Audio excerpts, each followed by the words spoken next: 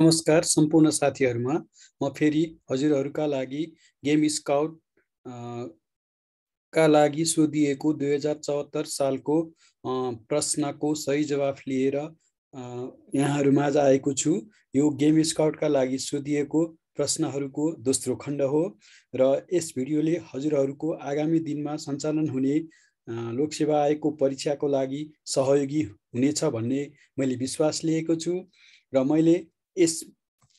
मैले यस खण्डमा रहेका प्रश्नहरुको सही जवाफ र ती जवाफहरु किन सही छन् भन्ने कुराहरुलाई समेत यहाँहरुमाझ प्रस्तुत गरेको छु र साथै त्यो प्रश्नमा भएका अन्य सम्भावित उत्तरहरु किन यसको सही उत्तर भएन भन्ने कुराहरुको समेत जानकारी दिने प्रयास गरेको छु यहाँहरुको लागि। पक्कै पनि यो भिडियो यहाँहरुको लागि उपयोगी हुनेछ भन्ने मैले विश्वास लिएको छु। त्यसैले सम्पूर्ण साथीहरुले यस भिडियोलाई शेयर गरिदिनु होला, लाइक गरिदिनु होला, कमेन्ट गरिदिनु होला र मेरो च्यानल बीपी ढकाललाई सब्स्क्राइब गरिदिनु होला, जसले गर्दा मैले हजुरहरुका लागि बनाएको भिडियो हजुरहरुलाई समयमै थाहा हुनेछ र हजुरहरुको परीक्षाको लागि सहयोग हुनेछ भन्ने मैले विश्वास लिएको छु। र म अब 2074 सालमा गेम स्काउटका लागि लोकसेवा आयोगद्वारा सोधिएका प्रश्नहरु यहाँहरुका माझ प्रस्तुत गर्न गइरहेको छु। गेम स्काउट परीक्षा 2070 दोस्रो खण्ड र म विष्णु प्रसाद ढकाल सहायक अनुसन्धान अधिकृत वन अनुसन्धान तथा प्रशिक्षण केन्द्र काठमाडौँमा काम गर्ने गर्दछु र गेम स्काउट परीक्षा 2070 का प्रश्नहरु यस प्रकार रहेको छ। दोस्रो खण्डको पहिलो प्रश्न अर्थात प्रश्न नम्बर 21 यस प्रकार रहेको छ। नेपालमा कति प्रकारका इकोसिस्टम पाइन्छन् र यसको सम्भावित उत्तरहरु रहेको छ। ए 150, बी 118, सी 200 र डी 250। यसको सम्भावित उत्तरहरु मध्ये यसको सही जवाफ के होला त? एकपटक सोचौं साथीहरु र म केही समयमा हजुरहरुका लागि यस प्रश्नको सही जवाफ लिएर उपस्थित हुनेछु। सायद हजुरहरुले यस प्रश्नको सही जवाफ आकलन गरिसक्नुभयो होला र यसको सही जवाफ रहेको छ बी 118 र बायोडाइभर्सिटी प्रोफाइल प्रोजेक्टले 1995 मा गरेको अध्ययन अनुसार नेपालमा विभिन्न किसिमका 118 वटा इकोसिस्टमहरु रहेका छन् भन्ने प्रतिवेदन रहेको छ र यी 118 वटा इकोसिस्टमहरु मध्ये 80 वटा चाहिँ हाम्रो संरक्षित क्षेत्र अर्थात राष्ट्रिय निकुञ्ज, वन्यजन्तु आरक्ष, शिकार आरक्ष, संरक्षित क्षेत्र र मध्यवर्ती क्षेत्रहरुमा पर्छ भन्ने चाहिँ हाम्रो के छ भन्दाखेरि प्रतिवेदन रहेको छ र यी 118 वटा इकोसिस्टमहरुलाई अनुगमन गर्न अर्थात नयाँ कुनै बने अथवा कुनै इकोसिस्टमहरु हराए कि भनेर त्यसको लागि नयाँ किसिमको अध्ययन गर्नको लागि चाहिँ वन अनुसन्धान तथा प्रशिक्षण केन्द्र काठमाडौँ भवरमहलले अहिले यसको एउटा कार्यक्रम राखेको छ। पारिस्थितिकीय प्रणाली तथा वनको प्रकार नक्साङ्कन गर्ने भनेर र यो मैले सानो जानकारी यहाँहरु माझ राखे र अब प्रश्न नम्बर 22 यस प्रकार रहेको छ। राष्ट्रिय निकुञ्ज तथा वन्यजन्तु संरक्षण विभागको स्थापना कहिले भएको हो? यसको सम्भावित उत्तरहरु रहेका छन्। ए 2030 साल, बी 2035 साल, सी 2036 साल र डी 2037 साल। साथीहरु यहाँ दिएको सम्भावित 4 वटा उत्तरहरु मध्ये कुन चाहिँ उत्तर सही होला? ए बी सी डी यी मध्ये कुन चाहिँ उत्तर सही छ? हजुरहरुलाई आकलन गर्नको लागि म केही समय छोड्दछु र केही समय पश्चात हजुरहरुका लागि म सही जवाफ लिएर उपस्थित हुनेछु।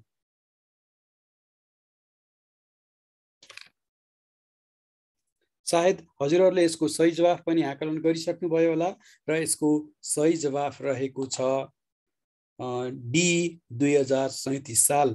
2037 सालमा यो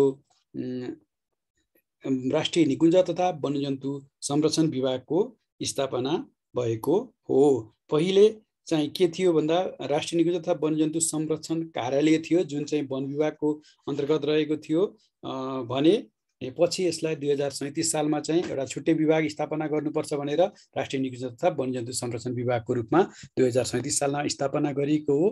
त्यसैले यसको सही जवाफ रहेको छ डी 2037।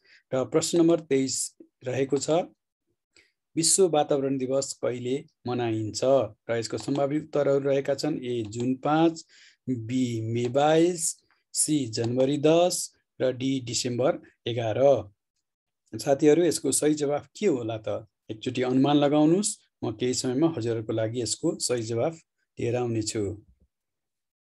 सायद हजुरहरूले यसको सही जवाफ आकलन गरिसक्नुभयो होला, किन भन्दा विश्व वातावरण दिवस नेपालभरि नै धेरै पहिलादेखि मनाइदै आएको एउटा महत्त्वपूर्ण र प्रसिद्ध कार्यक्रम पनि हो। र स्कुलहरूमा सधैँ जसो विश्व वातावरण दिवस चाहिँ महत्त्वपूर्णका साथ मनाइने भएको हुनाले पनि सम्पूर्ण साथीहरूलाई यसको बारेमा चाहिँ राम्रैसँग थाहा छ भन्ने मैले अनुमान लगाएको छु। र यसको सही जवाफ रहेको छ ए जुन 5। जुन 5 मा चाहिँ जहिले पनि हामीले के गर्छौँ भन्दा विश्व वातावरण दिवस मनाउने गर्छौँ। र यसमा दिएको मे 22 भनेको चाहिँ हाम्रो के हो भन्दाखेरि चाहिँ यो चाहिँ के भन्छ, यो हाम्रो के दिवस भन्छ भन्दाखेरि मे 22 लाई चाहिँ हामी बायोडाइभर्सिटी डे को रूपमा चाहिँ लिइन्छ। त्यसकारण हाम्रो विश्व वातावरण दिवस चाहिँ जुन 5 मा रहेको छ। त्यसैले यसको सही जवाफ के हो भन्दा जुन 5, ए जुन 5 चाहिँ हाम्रो प्रश्न नम्बर 23 को सही जवाफ रहेको छ। मैले यहाँ हजुरहरूको लागि चाहिँ के सही जवाफ र यो सही जवाफ किन छ भन्ने कुराहरूलाई चाहिँ विशेषताका साथ अगाडि राखिरहेको छु। र अन्य प्रश्नहरू चाहिँ किन सही छैनन् भन्ने कुरालाई पनि यहाँ राख्ने प्रयास गरेको छु। र यसमा दिएको जनवरी 10 र डिसेम्बर 11 चाहिँ खासै हाम्रो यो विश्व वातावरण दिवस र वन तथा वातावरण सम्बन्धी दिवसहरूमा चाहिँ रहेको पाइँदैन। र विश्व वातावरण दिवसको कुरा गर्दा हामी संयुक्त राष्ट्र सङ्घले चाहिँ के गर्यो भन्दा सन् 1972 को स्टकहोममा सर्वप्रथम यो मानवीय वातावरण विषयक सम्मेलन Stockholm conference on human environment भनेर 1972 मा आयोजना गरेको थियो हैन। यस कार्यक्रममा चाहिँ संयुक्त राष्ट्र सङ्घीय वातावरण कार्यक्रम युनेप भन्छ हैन, युनाइटेड नेसन इन्भाइरोमेन्टल प्रोग्रामले सन् 1974 मा स्थापना गरेको हो। र सोही वर्षदेखि जुन 5 को दिन चाहिँ के गर्न थाल्यो भन्दाखेरि वातावरण संरक्षण गर्ने उद्देश्यले मूल नाराका साथ विभिन्न देशहरूमा विविध कार्यक्रमको आयोजना गरी विश्व वातावरण दिवस चाहिँ मनाइदै आएको छ। र नेपालमा पनि यो विश्वमै 1974 देखिबाट विश्व वातावरण दिवस मनाइदै आएको छ। र नेपालमा पनि यो विश्व वातावरण दिवस चाहिँ भव्यताका साथ र एउटा महत्त्वपूर्णताका साथ वातावरणलाई संरक्षण गर्नुपर्छ भन्ने उद्देश्यका साथ हामीले मनाउने गरेका छौँ। र मैले अघि नै भनिहालेँ मे 22 चाहिँ विश्व जैव विविधता दिवस हो। र यसरी यसको जवाफहरूको बारेमा केही कुराहरू मैले बताएँ। अब प्रश्न नम्बर 24 यस प्रकार रहेको छ, हाल नेपालमा कतिवटा डिभिजन वन कार्यालयहरू रहेका छन्? यसको सम्भावित उत्तरहरू यस प्रकार रहेको छ ए 74, बी 84, सी 70, डी 71। र साथीहरू यसको सम्भावित उत्तर कुन होला त? ए बी सी डी मध्ये हजुरहरूलाई अनुमान लगाउनको लागि मैले अनुरोध गरेँ र केही समय पश्चात म हजुरहरूलाई यसको सही जवाफ बताउने छु। र सायद हजुरहरूले यसको सही जवाफ आकलन गरिसक्नु भएको होला र यसको सही जवाफ रहेको छ बी 84। हाल नेपालमा चाहिँ 84 वटा डिभिजन वन कार्यालयहरू रहेका छन्। अहिले हाम्रो नेपालमा जम्मा 77 वटा जिल्लाहरू छन्। प्रत्येक जिल्लाहरूमा कम्तीमा एउटा डिभिजन वन कार्यालय रहेका छन्। र यी मध्ये पूर्वबाट म भन्दै आउँछु, हाम्रो उदयपुरमा 2 वटा डिभिजन वन कार्यालय रहेको छ। साथीहरू यसलाई राम्रोसँग मनन गर्नुस्। उदयपुर जिल्लामा 2 वटा डिभिजन वन कार्यालय रहेको छ। यो प्रदेश नम्बर 1 मा पर्छ। प्रदेश नम्बर 2 मा कुनै पनि जिल्लामा डिभिजन वन कार्यालयहरू 2वटा रहेका छैनन्, सबैमा 1-1वटा रहेका छन्। र बागमती प्रदेशको कुरा गर्दा बागमती प्रदेशको सिन्धुलीमा 2वटा डिभिजन वन कार्यालयहरू रहेका छन्। त्यस्तै मकवानपुरमा पनि 2वटा डिभिजन वन कार्यालय रहेका छन्। अब गण्डकी प्रदेशमा पनि कुनै पनि जिल्लामा डिभिजन वन कार्यालय 2वटा छैनन्, सबैमा 1-1वटा रहेका छन्।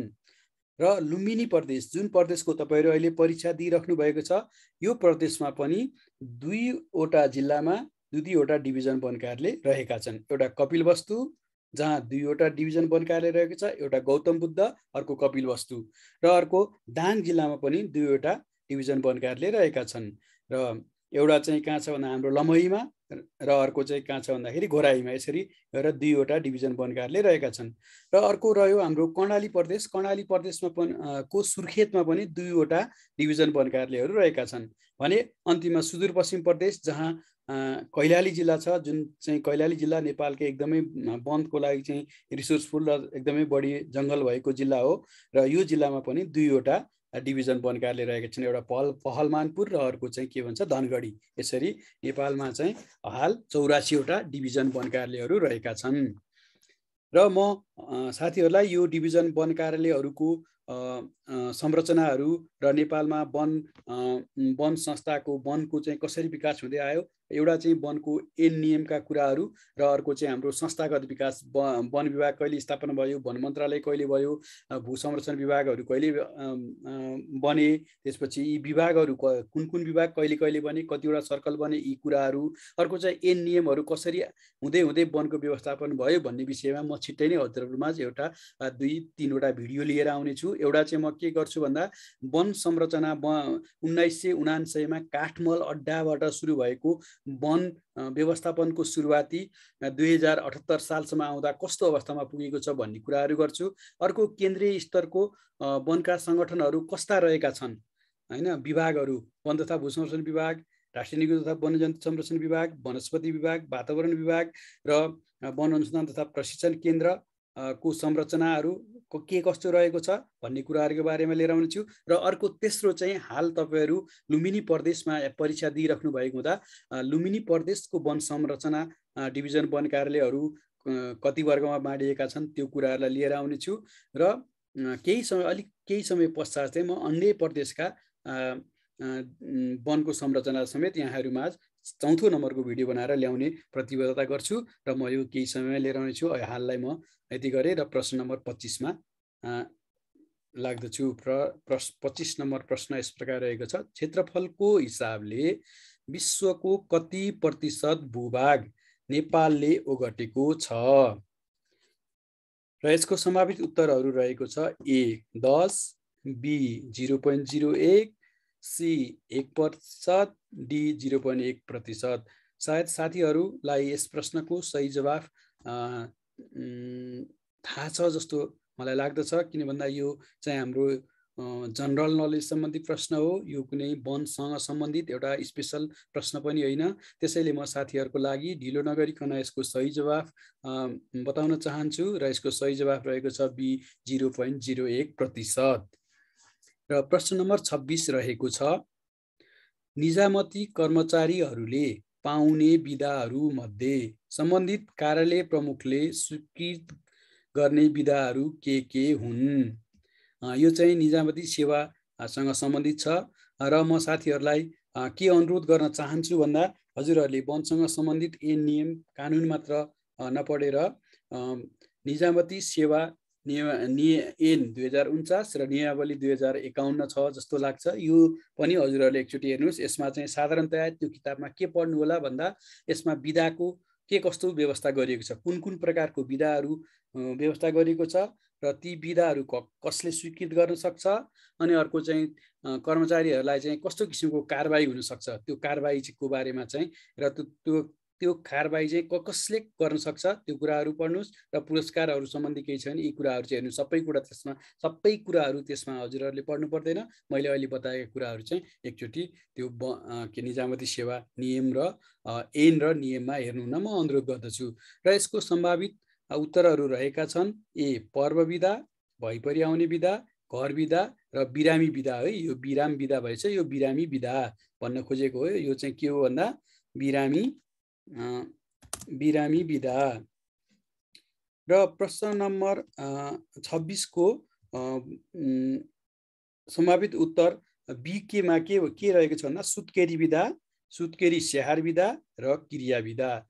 र सीमा के रहेको छ अध्ययन बिदा र असाधारण बिदा। र डीमा के रहेको छ भन्दा माथिको ए र बी दुवै। र म हजुरहरूको लागि केही समय सोच्ने समय दिन्छु। यो एबीसीडी मध्ये कुन चाहिँ सही जवाफ होला, हजुरहरूले एउटा सही जवाफ आकलन गर्नुहोस् र म केही समयमा हजुरहरूका लागि यो सम्बन्धी केही विस्तृत विवरण सहित यसको सही जवाफ बताउन गइरहेछु। सायद हजुरहरूले यसको सही जवाफ आकलन गरिसक्नुभयो होला र म यहाँ भएका एबीसी का विधाहरूका बारेमा केही प्रावधानहरू बताउन चाहन्छु, हजुरहरूलाई पनि केही सहयोग होस् भनेर। जस्तो पर्व बिदा र भइपरि आउने बिदा। यो पर्व र भइपरि आउने बिदा चाहिँ एक वर्षमा 12 दिन पाइन्छ, 6 दिनको दरले 12 दिन पाइन्छ। र यो चाहिँ वैशाखदेखि चैतसम्ममा लिइसक्नुपर्ने हुन्छ। अर्थात् हामीले त्यो 12 दिन चाहिँ वैशाख 1 गतेदेखि चैतको 30 गतेसम्म खर्च गरिसक्नुपर्ने हुन्छ, अन्यथा यो बिदा चाहिँ सञ्चित हुँदैन। यो सञ्चित नहुने बिदामा पर्छ यो पर्व बिदा र भइपरि आउने बिदा। अर्को घर बिदा। यो घर बिदा चाहिँ कस्तो हुन्छ भन्दाखेरि एक वर्षमा हामीले 30 दिन पाउँछौँ। घर बिदा एक वर्षमा 30 दिन पाइन्छ र यो घर बिदा चाहिँ हामीले 180 दिनसम्म चाहिँ सञ्चित गरेर राख्न सक्छौँ। 180 दिनसम्म चाहिँ यो घर बिदा सञ्चित हुन्छ। 180 दिनभन्दा बढी भएपछि यो बिदा चाहिँ सञ्चित हुँदैन है। र यो घर बिदा पनि हामीले कस्तो हुन्छ भन्दाखेरि जहिले पनि लिन सकिन्छ यो बिदा चाहिँ। र यो बिदा 7 दिनभन्दा बढी घर बिदा लिएपछि चाहिँ बाटो म्याद पनि पाइन्छ भन्ने प्रावधान त्यसमा रहेको छ। अर्को बिरामी बिदा। यो बिरामी बिदा चाहिँ महिनाको 1 दिन पाइन्छ र बिरामी बिदा चाहिँ जति समयसम्म पनि हामीले के गर्न सक्छौँ भन्दा सञ्चित गरेर राख्न सक्छौँ है। यो एमा भएको बिदाहरूको बारेमा मैले हजुरहरूलाई जानकारी दिएँ। र अब अर्को एउटा कुरा पनि भन्छ, जस्तो घर बिदा र बिरामी बिदा चाहिँ घर बिदा हाम्रो 180 दिनसम्म सञ्चित हुन्छ, बिरामी बिदा चाहिँ जतिसम्म पनि सञ्चित हुन्छ है। र यी दुईटा बिदाहरूको जुन सञ्चित जति दिन सञ्चित भएको हुन्छ, हामीले जागिर छोड्दाको बखत पेन्सनमा निस्किँदा होस् अथवा हामीले शैक्षिक अवकाशमा निस्किँदाको अवस्थामा होस्, त्यो घर बिदाहरू यो घर बिदा र बिरामी बिदाको चाहिँ जागिर छोड्दाको बखत भएको तलब स्केलले हिसाब गरेर निजामती कर्मचारीले चाहिँ त्यसको चाहिँ पैसा पाउँछ है। जति दिन उसको सञ्चित रहेको छ त्यही अनुसार चाहिँ त्यो बेलाको स्केल अनुसारको दरले चाहिँ उसले भुक्तानी पाउँछ। र अब बीमा भएको सुत्केरी बिदा। यो सुत्केरी बिदा भनेको चाहिँ महिलाले मात्र पाउने बिदा हो। यो सुत्केरी बिदा चाहिँ हाल महिलाहरूलाई 98 दिनसम्म दिने व्यवस्था छ। 98 दिनसम्म चाहिँ सुत्केरी बिदा पाउने व्यवस्था छ।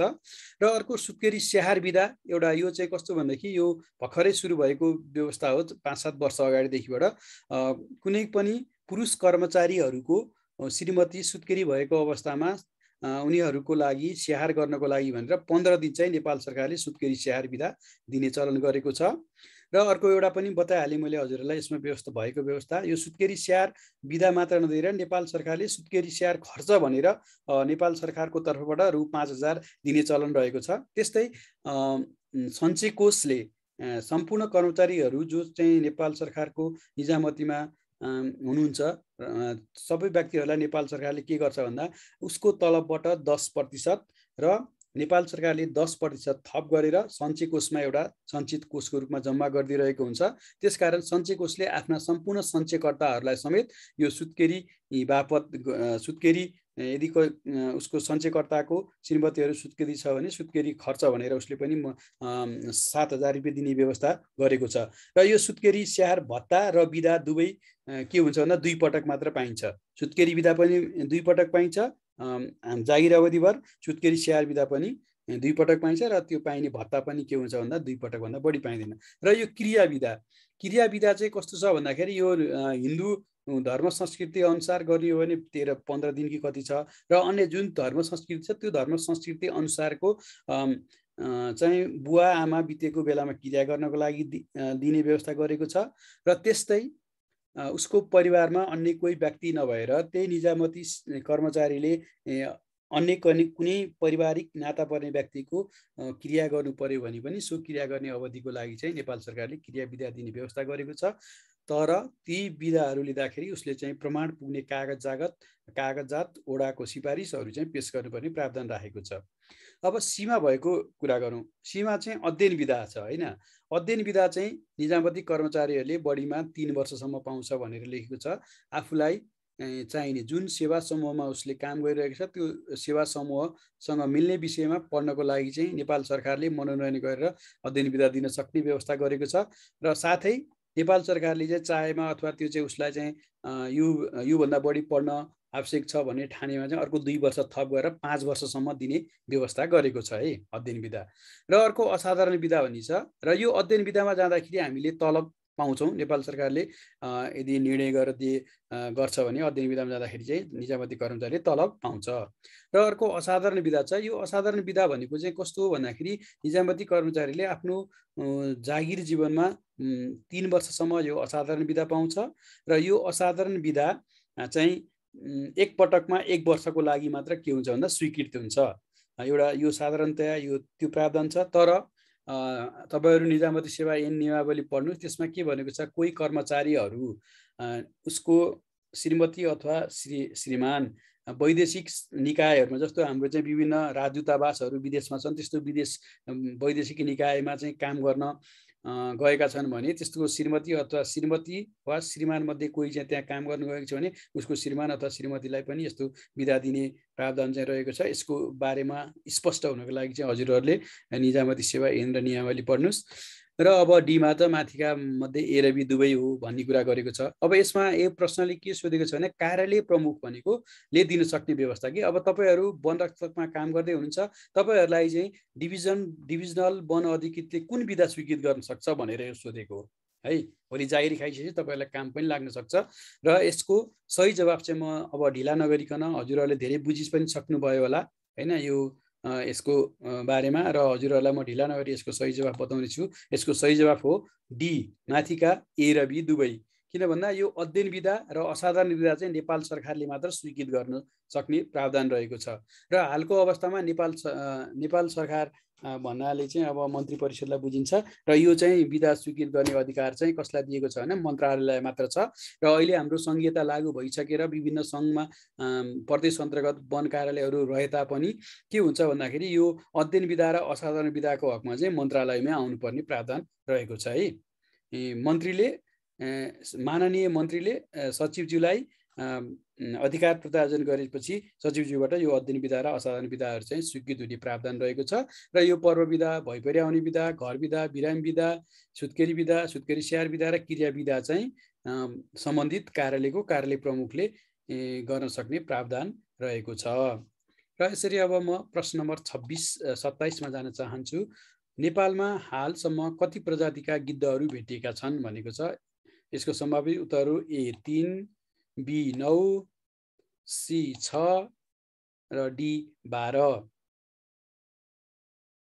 र साथीहरूले सायद यसको सही जवाफ आकलन गरिसक्नुभयो होला र धेरैजना साथीहरूलाई यसको बारेमा थाहा पनि छ जस्तो लाग्छ। र यसको सही जवाफ रहेको छ बी 9। नेपालमा चाहिँ हाल 9 वटा गिद्धहरू प्रजातिहरूलाई चाहिँ भेटिएका छन् र तिनीहरूको चाहिँ संरक्षणको लागि विभिन्न किसिमका जटायु रेस्टुरेन्टदेखिबाट लिएर विभिन्न किसिमको संरक्षणको यो रेस्टुरेन्टहरू चाहिँ जस्तो बनाएको छ गिद्ध संरक्षणको लागि भनेर। गिद्धको चाहिँ प्रजनन केन्द्र चितवन राष्ट्रिय निकुञ्जमा छ। त्यस्तै यो नवलपरासीमा जटायु रेस्टुरेन्ट छ। त्यस्तै रेस्टुरेन्ट चाहिँ दाङमा छ, कैलालीमा छ। यसरी चाहिँ यो गिद्ध संरक्षणको प्रयास भएर अहिले चाहिँ गिद्ध चाहिँ राम्रोसँग संरक्षण भइरहेको छ। यो गिद्धहरू चाहिँ हिजो पनि मैले भने चाहिँ मेलेक्सोजाइलिन भन्ने जुन औषधिहरू प्रयोग गरेर गाईहरूलाई खुवाइयो, त्यो खुवाएपछि त्यो मासु खाँदाखेरि यिनीहरू चाहिँ मरेका थिए। मेलेक्सोजाइलम भनेको चाहिँ अहिले प्रयोगमा ल्याएको हो। डाइक्लोफेन्स भन्ने औषधि चाहिँ जुन गाई बस्तुलाई प्रयोग गरियो, त्यो डाइक्लोफेन्सको असरले गर्दाखेरि यी गिद्धहरू चाहिँ धेरै मरे के। त्यस कारणले गर्दा यसलाई संरक्षणको लागि चाहिँ काम भइरहेको छ। र हाल नेपालमा 9 प्रकारका गिद्धहरू पाइएका छन् है। अब प्रश्न नम्बर 27 यस प्रकार रहेको छ।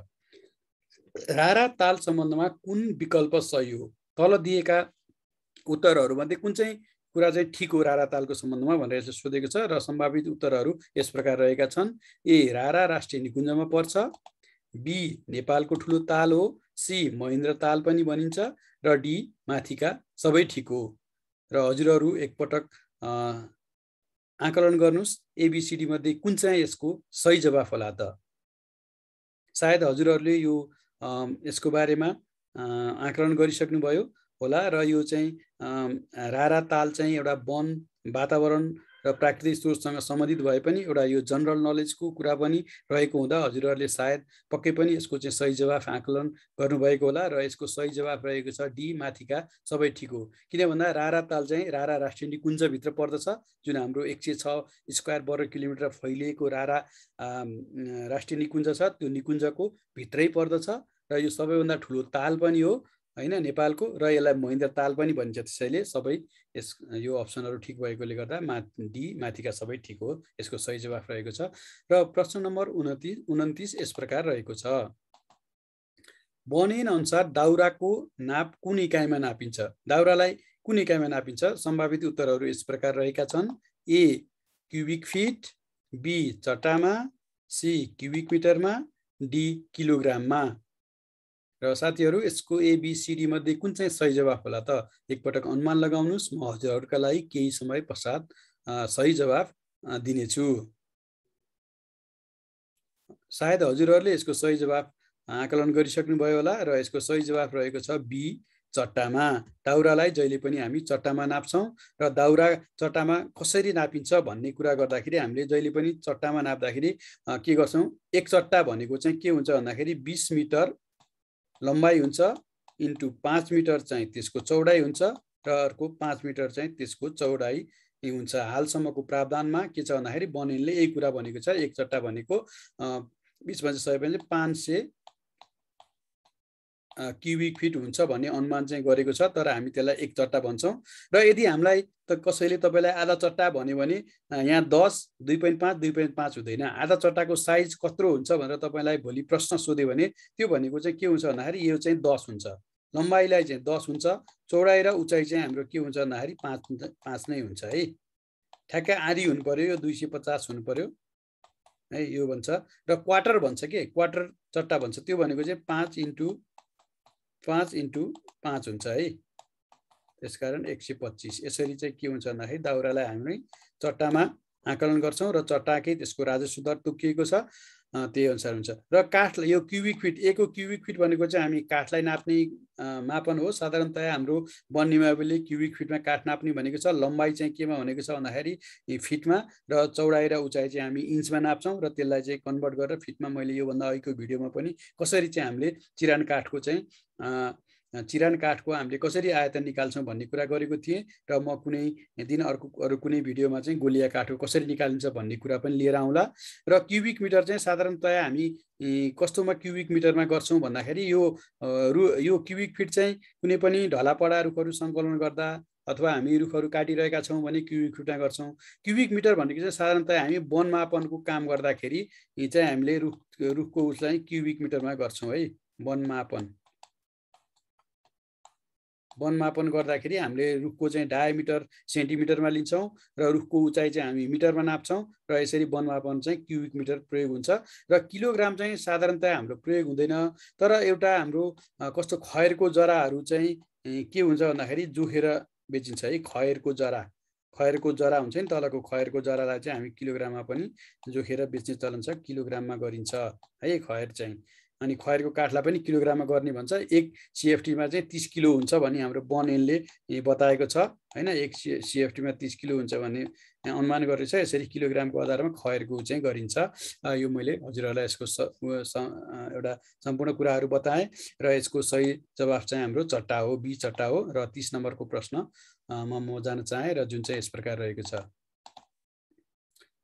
भालुको चोरी शिकार मुख्यतया किन गरिन्छ? यसको सम्भावित उत्तरहरू रहेको छ। ए लामो रौँयुक्त छालाको लागि, बी मासु र नङ्ग्राको लागि, सी पित्त थैलीका लागि, डी छालाको लागि। यसको सही जवाफ के होला साथीहरू? अनुमान लगाउनुस्, म केही समयमा हजुरहरूलाई सही जवाफ बताउने छु र सायद हजुरहरूले यसको सही जवाफ अनुमान लगाइसक्नुभयो होला र यसको सही जवाफ रहेको छ सी पित्त थैलीका लागि। हाम्रो नेपालमा चाहिँ 3 प्रकारका भालुहरू पाइन्छन्, काठे भालु, खैरो भालु र अर्को चाहिँ के भालु भनिन्छ भन्दा 3 प्रकारका भालुमा म हजुरहरूलाई बताइहाल्छु हैन। 3 प्रकारका भालुहरू नेपालमा पाइन्छन्, खैरो भालु अथवा रातो भालु एउटा काठे भालु र अर्को चाहिँ के भन्छ भन्दाखेरि एसियाली कालो भालु भन्छ है। एस्थेटिक ब्ल्याक बियर हैन, अर्को रातो भालु भनेको ब्राउन बियर र काठे भालु भनेको स्लथ बियर है। यो काठे भालु चाहिँ हाम्रो कहाँ पाइन्छ भन्दाखेरि यो काठे भालु चाहिँ साधारणतया हाम्रो तराईतिर को उसमा संरक्षित क्षेत्रहरूमा यहाँ पाइन्छ हैन। र यो खैरो भालु नेपालको उच्च हिमाली भेगमा पाइन्छ हैन। र अर्को यो के हुन्छ भन्दाखेरि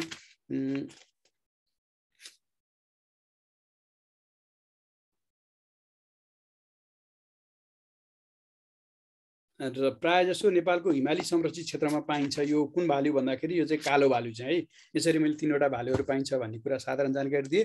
र भालुको हाम्रो चाहिँ अवैध शिकार चाहिँ के लागि हुन्छ, पित्त थैलीको लागि गरिन्छ। यसको सही जवाफ त्यसैले सी को सही जवाफ रहेको छ। र 31 नम्बरको प्रश्न यस प्रकार रहेको छ,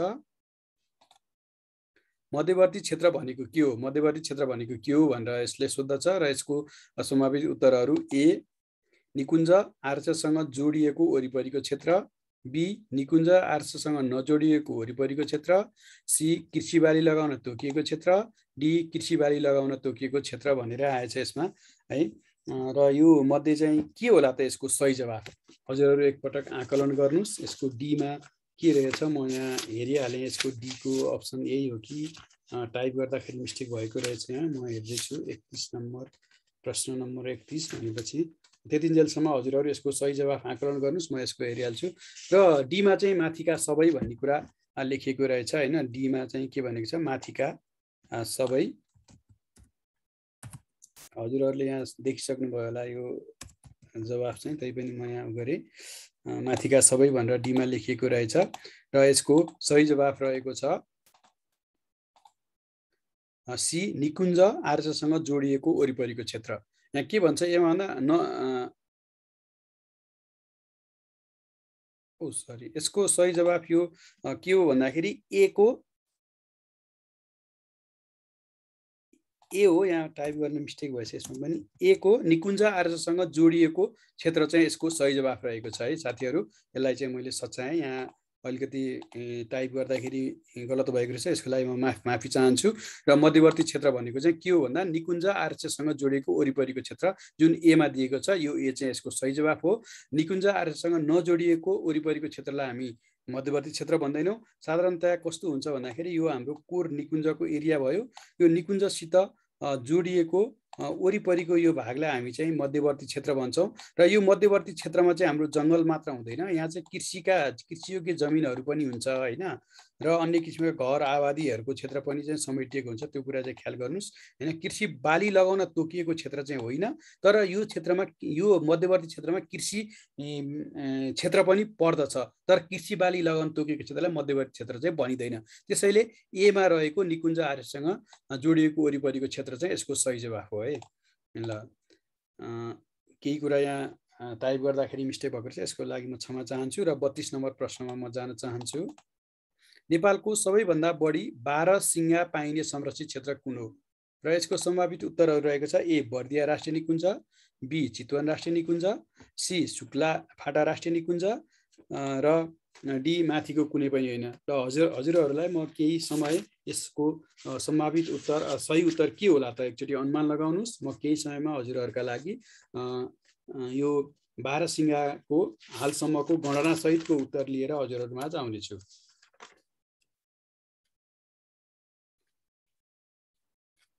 र हजुरहरूले सायद अनुमान गरिसक्नुभयो होला र मलाई लाग्छ हजुरहरूले गरेको अनुमान सही पनि छ। र यसको सही जवाफ रहेको छ सी शुक्ला फाटा राष्ट्रिय निकुञ्ज।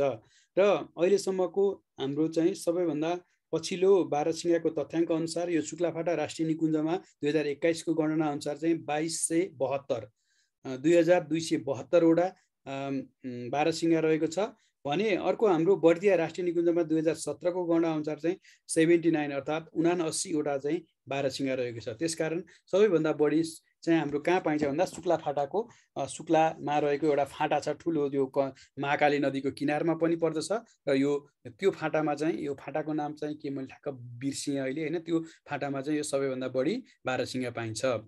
र म अब ढिलो नगरिकन प्रश्न नम्बर 33 मा जान चाहन्छु र जुन यस प्रकार रहेको छ, विश्व सिमसार दिवस कहिले मनाइन्छ? र यसको सम्भावित उत्तरहरू रहेको छ ए जनवरी महिनाको 2 तारिक, बी फरवरी महिनाको 2 तारिक, सी मार्च महिनाको 2 तारिक र डी अप्रिल महिनाको 2 तारिक। र हजुरहरूलाई सायद यसको सही जवाफ पनि थाहा छ जस्तो लाग्छ मलाई, र म केही समय हजुरहरूलाई यसको सही जवाफ अनुमान गर्नको लागि दिए। किन भन्दा यो विश्व सिमसार दिवस पनि एउटा अर्को वातावरण दिवस जस्तै हामीले चाहिँ एकदम महत्त्वपूर्णका साथ मनाइने एउटा दिवस हो। त्यसकारण हजुरहरूलाई थाहा छ भन्ने मलाई लागिरहेछ र हजुरहरूले सायद यसको सही जवाफ सोचिसक्नुभयो होला र म यसको ढिलो नगरी सही जवाफ बताउन गइरहेछु, जुन यस प्रकार रहेको छ बी फरवरी महिनाको 2 तारिक भनेको प्रत्येक वर्षको फेब्रुअरी 2 लाई चाहिँ हामी के भन्छौँ भन्दा विश्व सिमसार दिवस अर्थात् वर्ल्ड वेटल्यान्ड डे भनेर मनाइन्छ।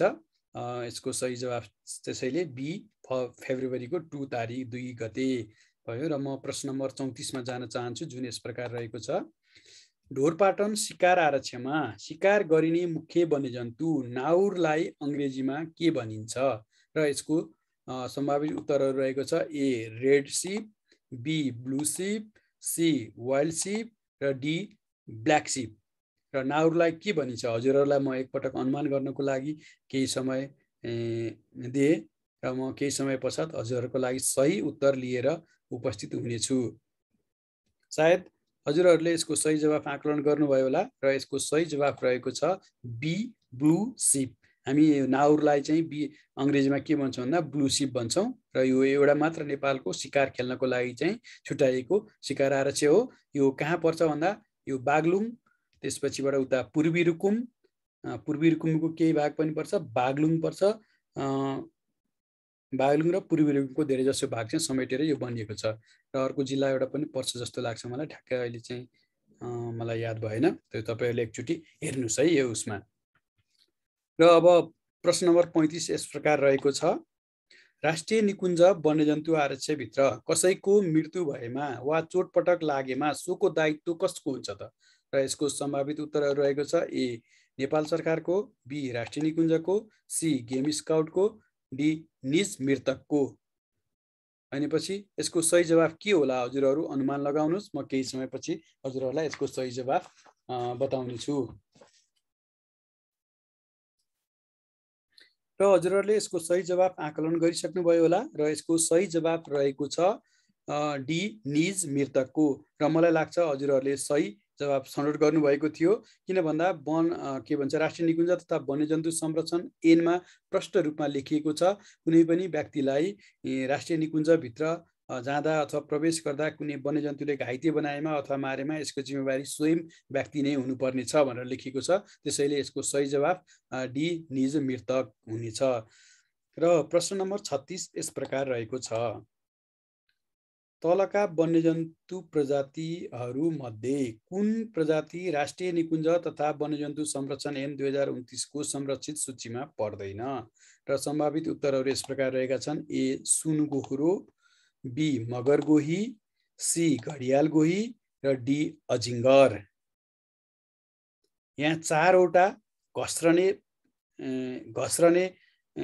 वन्यजन्तुहरू छन् भनेको अर्थात् रेप्टाइल्सहरू को बारेमा दिएको छ। यी 4वटा एबीसीडीमा दिएका रेप्टाइल्स अर्थात् घस्रने वन्यजन्तुमा कुन चाहिँ हाम्रो संरक्षण सूचीमा पर्दैन भन्ने कुरा यसले भनेको हो। र यदि हजुरहरूले राष्ट्रिय निकुञ्ज तथा वन्यजन्तु संरक्षण ऐन 2029 को अनुसूची 1 मा भएको तीनवटा संरक्षित जनावरको नाम याद गर्नुभएको छ भने यस प्रश्नको सही जवाफ दिन हजुरहरूलाई गाह्रो पर्दैन। त्यसकारण म ढिलो नगरिकन यसको सही जवाफतिर लागेँ र यसको सही जवाफ रहेको छ मगरगोही। र हाम्रो अघि भने मैले राष्ट्रिय निकुञ्ज तथा वन्यजन्तु संरक्षण ऐन 2029 को अनुसूची 1 मा परेका तीनवटा संरक्षित घस्रने जन्तुहरूमा कुन हो भन्दा एउटा सुनगोहुरो हो, अर्को घडियाल गोही हो र अर्को अजिङ्गर हो। र यसमा बाँकी भएको बी को मगरगोही चाहिँ हाम्रो संरक्षित सूचीमा छैन। त्यसैले यसको सही जवाफ मगरगोही रहेको छ। र 37 नम्बरको प्रश्नतर्फ म जान चाहे, जुन प्रश्न यस प्रकार रहेको छ, बिरुवाले आफ्नो खाना बनाउन उपयोग हुने हरियो पदार्थलाई के उपयोग गर्ने अथवा उपयोग हुने हरियो पदार्थ एउटा हुन्छ, त्यसलाई के भनिन्छ भनेर सोधेको छ। सायद हामीले यो चाहिँ स्कुल लेभलको साइन्समा पढेका प्रश्न पनि हो र हजुरहरूलाई थाहा पनि छ भन्ने मैले अनुमान लगाएको छु र यसको सम्भावित उत्तरहरू यस प्रकार रहेको छ। ए Leukoplast, be chromoplast, C chlorophyll र डी अक्सिक्लोरोफिल। र एबीसीडी मध्ये कुन यसको सही जवाफ होला? हजुरहरूलाई एकपटक म मनन गर्न अथवा यसको सही जवाफ आकलन गर्नको लागि अनुरोध गरेँ र केही समय पश्चात म यसको सही जवाफ हजुरहरूलाई दिनेछु। सायद हजुरहरूले यसको सही जवाफ आकलन गर्नुभयो होला र ढिलो नगरी म यसको सही जवाफ बताउन गइरहेछु। यसको सही जवाफ रहेको छ सी क्लोरोफिल। हामी चाहिँ एउटा बिरुवामा चाहिँ हरियो पदार्थ हुन्छ जसले चाहिँ हाम्रो खाना बनाउनको लागि चाहिँ यसले सहयोग गर्छ। जब सूर्यको प्रकाशको उपस्थितिमा चाहिँ क्लोरोफिलले चाहिँ खाना बनाउन पातमा, रुख बिरुवाको पातमा चाहिँ खाना बनाउन सहयोग गर्छ र पछि त्यो पातमा बनेको खानाहरू चाहिँ विभिन्न रुखको विभिन्न भागमा जाने गर्दछ। यसरी है यसको सही जवाफ चाहिँ सी क्लोरोफिल रहेको छ। र प्रश्न नम्बर 38 यस प्रकार रहेको छ, तलका वन्यजन्तु मध्ये कुन प्रजाति फरक परिवारमा पर्दछ? कुन चाहिँ प्रजाति चाहिँ फरक परिवारमा परेको हो, सो यसको बारेमा चाहिँ यसले सोधेको छ र यसको सम्भावित उत्तरहरू यस प्रकार रहेको छ। ए चिरु, बी चौका, सी नीलगाई, डी कस्तुरी। यो चारवटा एबीसीडी मध्ये कुन चाहिँ फरक परिवारमा हो? यहाँ दिएको तीनवटा एउटै परिवारका छन् र एउटा चाहिँ फरक परिवारको छ। यसको सही जवाफ हजुरहरूले आकलन गर्नुहोस्। म केही समय पश्चात यसको सही उत्तर हजुरहरूलाई बताउने छु। र यस सायद हजुरहरूले यसको सही जवाफ आकलन गरिसक्नुभयो र यसको सही जवाफ रहेको छ डी कस्तुरी। यहाँ दिएका चारवटा मध्ये यो एबीसीमा भएको चिरु, चौका र नीलगाई भनेको चाहिँ एन्टिलोपहरू हुन् र यो चाहिँ बोभिडे भन्ने यो परिवारमा पर्छ भने कस्तुरी मृग चाहिँ हाम्रो केमा पर्छ भन्दाखेरि यो चाहिँ हाम्रो डियर फ्यामिली हो। यो चाहिँ सर्भिडेमा पर्छ र मैले यसभन्दा अगाडि हजुरहरूको लागि पोस्ट गरेको एउटा भिडियो छ के भन्छ वन्यजन्तु तथा यसको आहारहरू भन्ने पार्ट 14 भनेर मैले हजुरहरूलाई पोस्ट गरिसकेको छु। त्यो भिडियो हेर्नुस्। त्यो भिडियोमा के छ भन्दाखेरि यो यी वन्यजन्तुहरूको बारेमा चाहिँ मैले विस्तृत रूपमा चाहिँ बताएको छु। लगभग 1 घण्टा 50 मिनट जतिको त्यो भिडियो छ, त्यसलाई विस्तृत रूपमा हेर्नुस्। यो परिवार यो कुन कुन परिवारबाट पर्छ भन्ने कुराहरू त्यसबाट चाहिँ हजुरहरूले सजिलैसँग बुझ्न सक्नुहुन्छ। यदि केही कुराहरू कन्फ्युज भएको खण्डमा हजुरहरूले मलाई युट्युब च्यानल मार्फत अथवा मेरो फेसबुकमा ढकाल बिपी भन्ने छ त्यो मार्फत पनि सोध्न सक्नुहुनेछ है। र प्रश्न नम्बर 39 यस प्रकार रहेको छ, तल दिएका स्तनधारीहरू मध्ये कुन चाहिँ मृग परिवारमा पर्दैन? हेर्नुहोस् है, अब अघि चाहिँ उस्तै प्रश्न जस्तो छ। अलिकति यो चाहिँ गेम स्क्वाडको लागि भएर केही प्रश्नहरू अलिकति बढी वन्यजन्तुसँग सम्बन्धित छन्, तर पनि यी प्रश्नहरू हजुरहरूलाई वन रक्षकको लागि पनि सोध्न सक्ने प्रश्नहरू हुन्। यो मध्येको एउटा कुनै प्रश्नहरू हजुरहरूलाई पर्न सक्छ, त्यही भएर मैले हजुरहरूको लागि यो भिडियो बनाएको छु। र यसको सम्भावित उत्तरहरू रहेको छ ए कृष्णसार, बी रतुवा, सी लगुना र डी चितल। र यो एबीसी मध्ये कुन चाहिँ यसको सही जवाफ होला? यदि हजुरहरूले मैले बनाएको भिडियो हेर्नुभएको छ भने त्यो भिडियोमा हेर्नुभएको छ सजिलैसित अनुमान लगाउन सक्नुहुनेछ। र यसको सही जवाफ रहेको छ ए कृष्णसार हो। कृष्णसार भनेको हामी ब्ल्याक बक भन्छौँ अङ्ग्रेजीमा। त्यो ब्ल्याक बक चाहिँ हाम्रो एन्टिलोप अर्थात् ब्रोभिडे फ्यामिलीको हो, परिवारको हो। र यो रतुवा चाहिँ रतुवा, लगुना र चितल यो तीनटा चाहिँ के हो भन्दाखेरि हाम्रो सर्भिडी फ्यामिलीको चाहिँ के हो भन्दाखेरि मृग प्रजातिका हुन्। र मैले अलिकति हजुरहरूलाई बताइहालेँ, मृग प्रजाति चाहिँ नेपालमा 6 प्रकारका मृगहरू पाइन्छन्। त्यो 6 प्रकारका मध्ये 5 वटा चाहिँ हाम्रो एउटै प्रजातिको मृगहरू हो। र 6औँ भनेको चाहिँ हाम्रो जुन चाहिँ कस्तुरी मृग भन्छौँ, त्यो कस्तुरी मृग चाहिँ मृग भए पनि त्यसको फ्यामिली चाहिँ अलिकति अर्को किसिमको छ। जस्तो म यहाँ हजुरहरूलाई भनिहालेँ, अहिले बताइहालेँ अलिकति यो आएको बेलामा। जस्तो हाम्रो मृगहरूमा यो जरायु, चित्तल, लगुना, रतुवा, राते अथवा बारसिंगा यो 5 वटालाई चाहिँ हामी के भन्छौँ सर्भिडे फ्यामिली अन्तर्गत हो हैन। र अर्को हाम्रो एउटा छुट्टै रहेको एउटा चाहिँ हाम्रो यो मृग नै हो, त्यो हामी मृग नै भन्छौँ कस्तुरी मृग, तर त्यसको फ्यामिली चाहिँ अलिकति फरक छ। जस्तो लाग्छ मलाई। यहाँ म हेरेर बताइहालेँ। जस्तो यो चाहिँ बोभिडी फ्यामिलीमा पर्छ यसरी। यो सरी बोभिडी भनेको चाहिँ एन्टिलोप हो यो कृष्णसारहरू। र यसको चाहिँ अर्को मैले हेरेर भनिहालेँ अब हजुरहरूको लागि यो कस्तुरी मृग।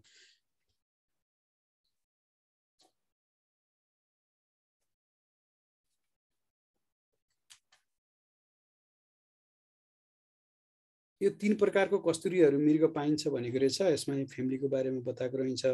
म अनेक त्यो मैले सायद त्यो भिडियोमा चाहिँ भनेको छु र हजुरहरूलाई अरू कुनै समयमा यसको बारेमा बताउँला। र यसमा यो 4वटा मध्ये चाहिँ हाम्रो सबैभन्दा यो मृग परिवारको नपर्ने चाहिँ कृष्णसार हो। कृष्णसार मृग जस्तै देखिए पनि यो एन्टिलोप भन्छौँ यसलाई। र यो चाहिँ के हो भन्दाखेरि मृग परिवारको होइन। त्यो कुरा चाहिँ सम्झिनुहोस् हजुरहरूले। र प्रश्न नम्बर 40 यस प्रकार रहेको छ। हाल नेपालमा कुन कुन ठाउँमा सरकारी हात्ती पालिएका छन्? है, सरकारी हात्तीहरू कुन कुन संरक्षित क्षेत्रमा छन् भनेको हो। यसको सम्भावित उत्तरहरू: ए सबै राष्ट्रिय निकुञ्जमा, बी सबै आरक्षमा, सी तराईका सबै राष्ट्रिय निकुञ्ज वन्यजन्तु आरक्षमा, र डी तराईका सबै राष्ट्रिय निकुञ्ज आरक्ष र संरक्षण क्षेत्रमा। र सायद हजुरहरूले यसको सही जवाफ आकलन गर्नुभएको होला। र यसको सही जवाफ रहेको छ सी तराईका सबै राष्ट्रिय निकुञ्ज र वन्यजन्तु आरक्षमा। किन भन्दा तराईको सबै तराईमा भएको हाम्रो कोशी टापुदेखिबाट लिएर कोशी टापु, पर्सा, चितवन, कोशी टापुको चाहिँ कुसा भन्ने ठाउँमा छ यसको हात्तीसार। अर्को चाहिँ हाम्रो पर्साको चाहिँ अमलेशगञ्जमा छ, चितवनको खोरसोरमा भयो, बर्दियाको पनि कता ठ्याक्क मैले बिर्सेँ, अनि बाँकेमा पनि छ। तर अनि हाम्रो उता शुक्लाफाटामा पनि रहेको छ। शुक्लाफाटाको पिपरिया भन्ने ठाउँमा रहेको छ।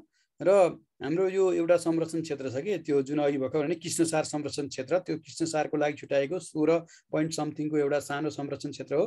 त्यहाँ चाहिँ हामीले हात्ती पाल्ने काम गरेका छौँ। त्यसैले तराईका सबै राष्ट्रिय निकुञ्ज र वन्यजन्तु आरक्षमा चाहिँ के छ भन्दाखेरि हात्तीहरू पालिएको छ। र यसरी मैले हजुरहरूको लागि यो दोस्रो खण्ड गेम स्काउटको 2074 सालमा सोधिएको प्रश्नको दोस्रो खण्डको सही जवाफहरू र त्यसका बारेमा मैले हजुरहरूलाई बताएँ। र यो भिडियोलाई को बारेमा कमेन्ट गरिदिनु होला, लाइक गरिदिनु होला, र हजुरहरू सबैजनाले सब्सक्राइब गरिदिनु होला र मलाई सहयोग गरिदिनु होला। हजुरहरूको लागि मैले यो भिडियो बनाएँ किन भन्दा युट्युबमा धेरै प्रकारका भिडियोहरू मैले भेटेँ, तर त्यसमा के छ भन्दाखेरि विभिन्न प्रकारका परिवर्तनहरू भइरहेका छन्। जस्तो वन ऐनमा परिवर्तन भएको छ, राष्ट्रिय निकुञ्ज ऐनमा परिवर्तन भएको छ। यस्ता किसिमका कुराहरू उहाँहरू चाहिँ वन क्षेत्रभन्दा बाहिरको व्यक्तिहरूले धेरै भिडियो बनाएर हालिरहेको मैले पाएँ, जसको कारणले गर्दा त्यसमा भएका कतिपय प्रश्नहरूका उत्तरहरू गलत भेटियो। जसको कारणले गर्दा मैले हजुरहरूको लागि चाहिँ मैले आफूले जानेको कुराहरू म यही क्षेत्रको र मैले चाहिँ एउटा किताब पनि लेखेको हुँदा हजुरहरूको लागि सहयोग गरौँ भनेर मैले यो एउटा दुःख गरी यो भिडियो बनाएर हजुरहरूको लागि राखेको छु। र म हजुरहरू मेरो यो च्यानललाई सब्सक्राइब गर्दिन र अन्य साथीहरूमा चाहिँ सेयर गरिदिनु हुन अनुरोध गर्दै अहिलेको लागि बिदा भएँ र अर्को भिडियो लिएर फेरि उपस्थित हुने नै छु। र हजुरहरूलाई परीक्षाको धेरै धेरै शुभकामना। हस् त, धन्यवाद।